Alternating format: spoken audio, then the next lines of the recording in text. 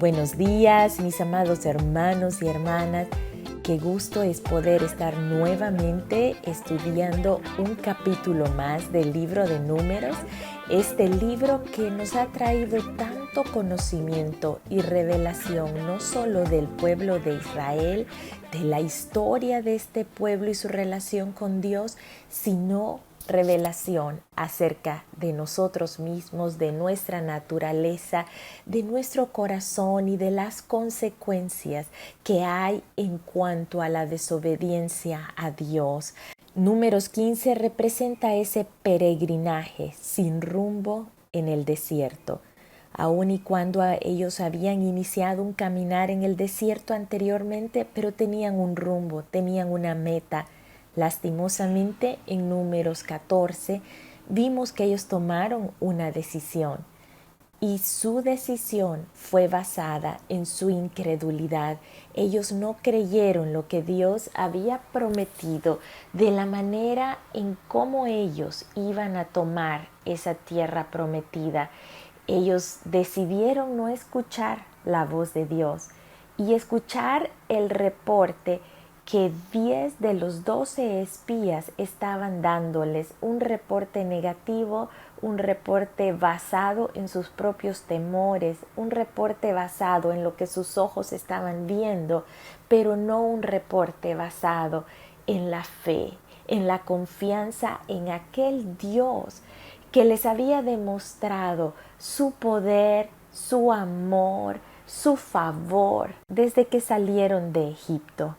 Por lo que después de su desobediencia y un intento frustrado de entrar en la tierra prometida una vez que vieron que no podían hacerlo, los israelitas son condenados a vagar durante 40 años en aquel desierto. Todos los israelitas mayores de 20 años no iban a entrar en la tierra prometida.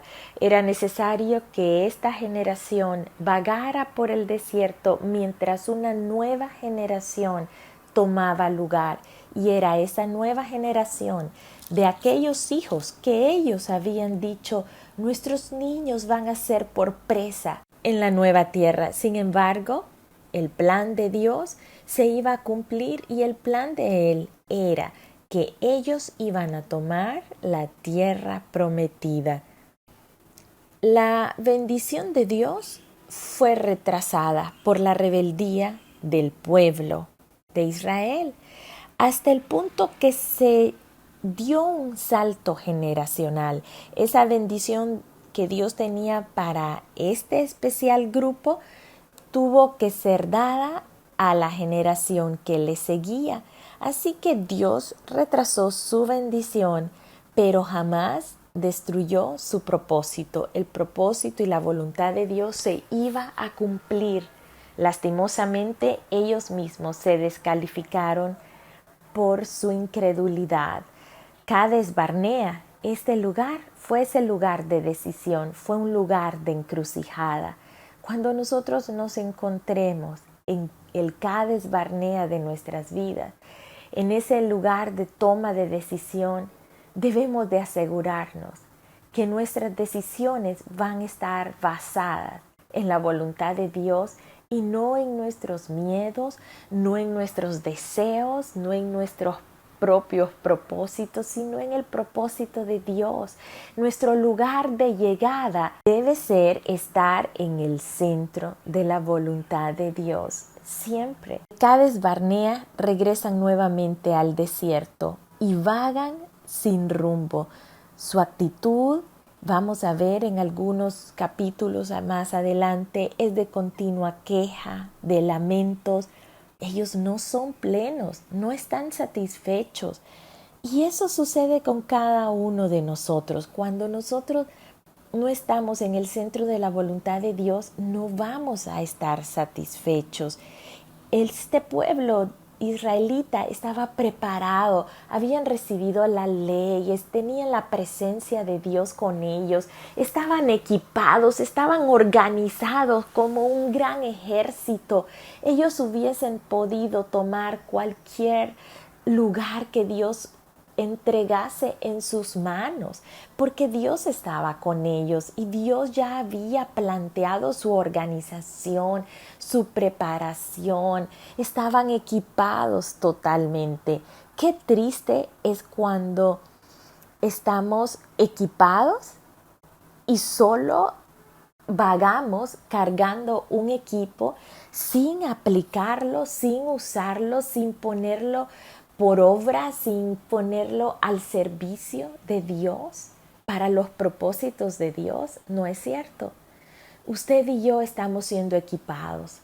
Al atesorar la palabra de Dios en nuestros corazones, no es para que la retengamos ahí, es para que vivamos de acuerdo a ella y que podamos exponerla y podamos alumbrar el corazón de muchas personas, la mente de muchas personas que han vagado con sus mentes entenebrecidos. Así que mis amados hermanos y hermanas, usted y yo somos soldados del ejército del Señor. Estamos siendo equipados y debemos librar esa buena batalla de la fe para gloria de Dios. Meditemos en los dones, en los talentos que Dios ha derramado en cada uno y pongámoslo al servicio de Él. No nos engordemos nosotros con todo lo que Dios nos da, no nos engordemos con su palabra solo siendo oidores, sino que tenemos que ser hacedores de la misma. Alimentémonos de su palabra, de manera que podamos ser saturados por ella para que nuestros pensamientos sean conformados de acuerdo a la palabra que llena nuestros corazones y de esa manera nosotros podamos hablar, podamos actuar, podamos cantar, podamos resplandecer. Evitemos caminar sin rumbo, evitemos caminar por este desierto dejando nada más pasar los años. Este pueblo de Israel dejaron pasar los años sin mucho que contar. Se convirtieron en vidas totalmente infructuosas, sin propósito, porque habían cortado el propósito. Vagaron y vagaron, llegaban a cualquier lado y esto no traía satisfacción porque no era el lugar que Dios tenía destinado para ellos. Y vemos que a lo largo de estos años en el desierto, en otros versículos adelante, en Josué 5, por ejemplo, vemos que ellos no cumplieron con lo que Dios había ordenado, no circuncidaron a sus hijos, no hicieron sacrificios, no presentaron ofrenda. Amós 5:25 nos habla de ello. Es más, en Hechos 7, 42 al 43 se nos habla que no presentaron ofrendas ni sacrificios a Dios, pero ¿saben qué? Sí lo hicieron a otros dioses, a Moloch y a Refán, dioses que no existían, dioses inexistentes, únicamente creados en sus propias mentes para poderlos satisfacer a ellos mismos. Ya que la idolatría está enfocada en uno mismo y se concentra en lo que uno puede obtener al servir a un ídolo. Los ídolos se creaban porque las personas pensaron, este ídolo me va a dar buena suerte, me va a dar prosperidad, me va a dar una larga vida, me va a dar salud, me va a dar éxito. Y me va a dar poder y quizás hasta prestigio entre las demás personas. La adoración a Dios es lo opuesto. Las personas que creemos en Dios debemos estar desprendidos hasta de nosotros mismos y de aquello que puede representar nuestros propios intereses cuando estos están en contra de los intereses de Dios. Así que en Números 15 el Señor les está recordando acerca de las ofrendas. Todo esto lo vimos en el libro de Éxodo y les está hablando de aquellas ofrendas por los cometidos sin intención o por ignorancia o por error Así que describe qué es lo que tienen que presentar para estar a cuentas con Dios. Sin embargo, menciona en números 15, 30 y 31 que debe de llamarnos la atención qué sucede cuando la persona hace algo con soberbia, es decir, que pecan deliberadamente.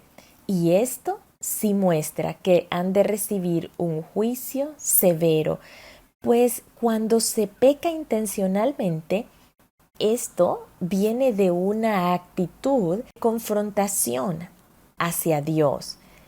Es como un niño que conscientemente desobedece a sus padres. ¿Qué es lo que hace cuando desobedece? Está retando a sus padres y está exigiendo una respuesta de sus padres.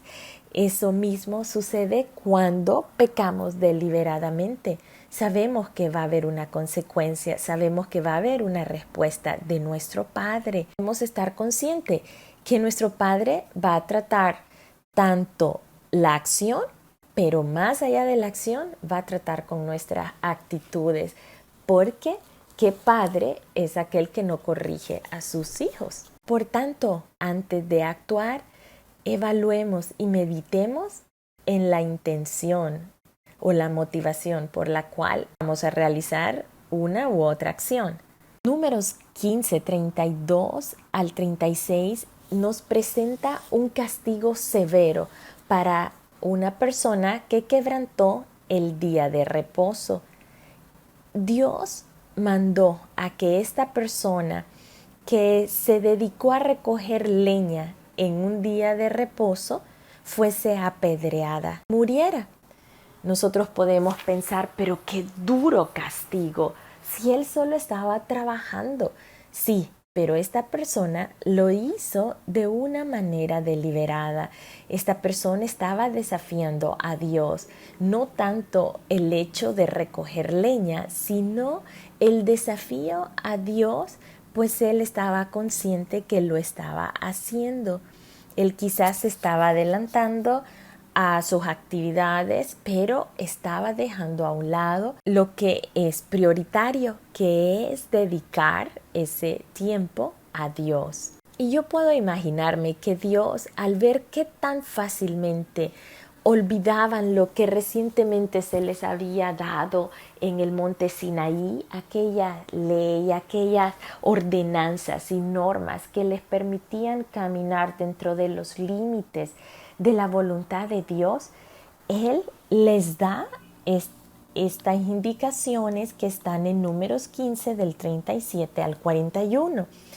Y Jehová habló a Moisés diciendo: habla a los hijos de Israel y diles que se hagan franjas en los bordes de sus vestidos por sus generaciones y pongan en cada franja de los bordes un cordón de azul. Estas franjas que el Señor está mandando al pueblo de Israel a hacerse, se les conocen por los judíos como el tzitzit, que son unos flecos que se colocan en las 4 esquinas de un manto que se le llama talit, que es una especie de chal o poncho que usan los judíos para cubrir sus cabezas y que los llevan aquí en sus hombros para cubrirse ellos. Es un manto de oración. Así que en las 4 esquinas de ese manto de oración llamado talit, ellos debían de colocar estos flecos o tzitzit en las 4 esquinas para que fuese un recordatorio de los mandamientos de Dios. Interesante cómo el Señor les dice para que los cumplan y que no exploren tras sus propios pensamientos y sus ojos, tras los deseos de sus pensamientos, de su corazón y de sus ojos. Aquí el Señor está enfatizando: yo anhelo que ustedes sean santos, deben ser santos, porque soy un Dios santo. Así que el Señor les estaba facilitando una manera que ellos pudiesen caminar en los mandamientos y no desviarse tan fácilmente de ellos. Estaba dando una manera de poder portarlo en su prenda de vestir y así nunca olvidarlos. Hay un hecho muy especial que se relaciona con este tzitzit o con estos flecos en el borde de los mantos usados por los israelitas. Recordemos la historia de la mujer con flujo de sangre que se nos describe en Mateo 9, en Marcos 5 y específicamente en Lucas 8:44. Se nos habla acerca de una mujer que por 12 años había padecido un flujo de sangre. Esta mujer había gastado todo lo que tenía, había perdido todo tipo de relaciones y dice en Lucas 8:44 que esta mujer se le acercó por detrás y tocó el borde de su manto y al instante se detuvo el flujo de su sangre. Lucas 8:44 hace especial énfasis en el borde de su manto. Y a lo que se refiere ese borde del manto era a estos flecos. Jesús seguramente estaba portando este manto que es el talit y en los 4 esquinas de este manto, de este talit, tenía esos flecos, estos tzitzit, que recordaban los mandamientos. El significado de estos flecos es muy interesante y se los voy a contar. Fíjense que estos flecos se colocaban en los 4 puntas que representan las 4 letras del nombre de Dios, que son la Y, la H, W y la H. Estos flecos constaban de 8 hilos cada uno, 7 hilos que representan el número perfecto y uno de estos hilos era azul y representa la realeza de Dios. El largo no estaba establecido. Se nos dice en el libro de Mateo, muy curioso, que los fariseos lo usaban muy largo para dar la impresión de que eran muy santos. Eso lo encontramos en Mateo 23:5, donde Jesús estaba advirtiendo a los líderes religiosos y dice, antes hacen todas sus obras para ser vistos por los hombres, ensanchan sus filacterias y extienden los flecos de sus mantos y aman los primeros asientos en las cenas y las primeras sillas en las sinagogas. Ciertamente debemos cuidarnos del ego. Debemos cuidarnos de querer dar una imagen diferente a lo que somos en nuestro interior. Los flecos tenían 5 nudos cada uno y intermedio entre cada nudo había diferentes números de vueltas de hilo. El número de las vueltas del hilo entre cada nudo tenía también un significado y es maravilloso conocer acerca de esto. Entre el primer y segundo nudo habían 7 vueltas, entre el segundo y tercero 8 vueltas, entre el tercero y el cuarto 11 y entre el cuarto y quinto nudo habían 13 vueltas. Para los judíos esto era una especie de código.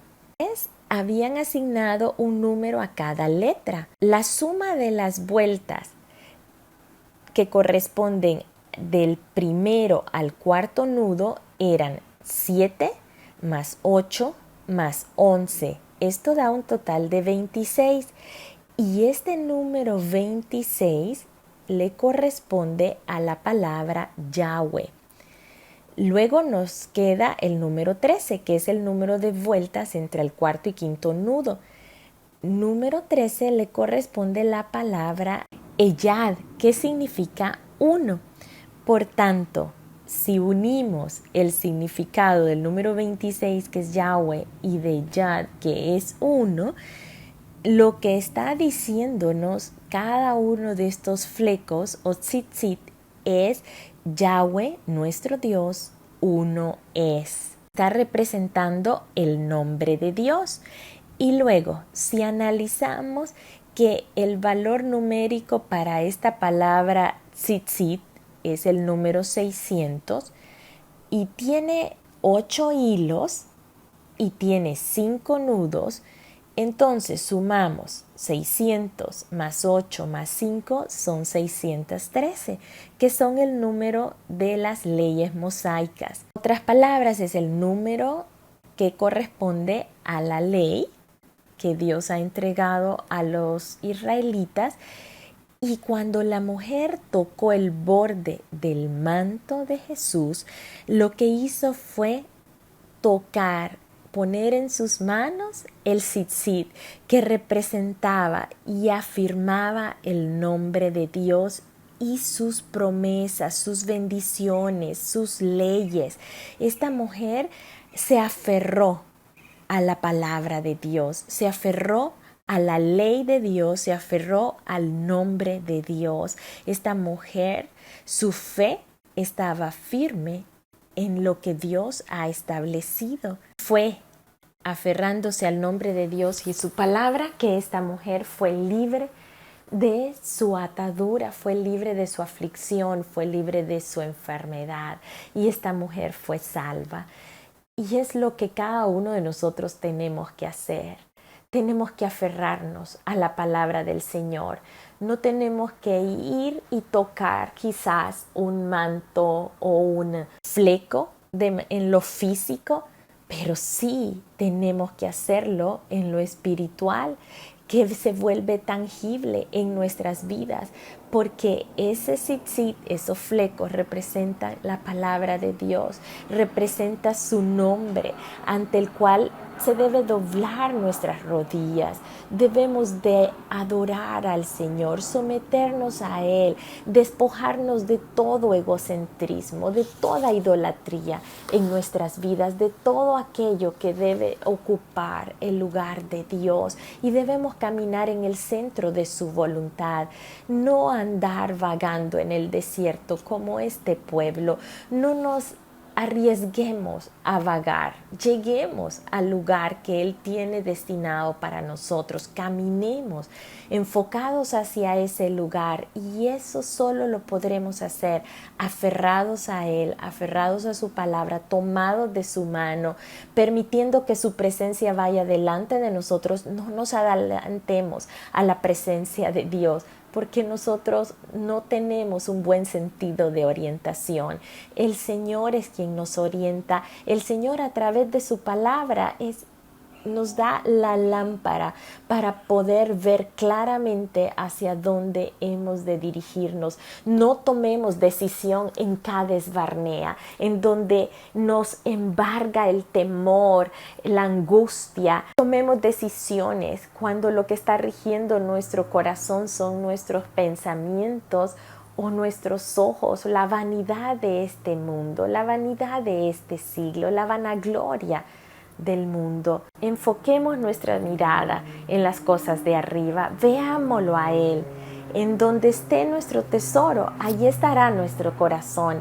Que nuestro tesoro sea Dios, sea su presencia, sea su palabra. Toquemos el borde del manto de Jesús, aferrémonos a su palabra, y hemos de encontrar plenitud y gozo, así como esta mujer con flujo de sangre. Que Dios les bendiga, mis amados hermanos y hermanas. Les amo mucho.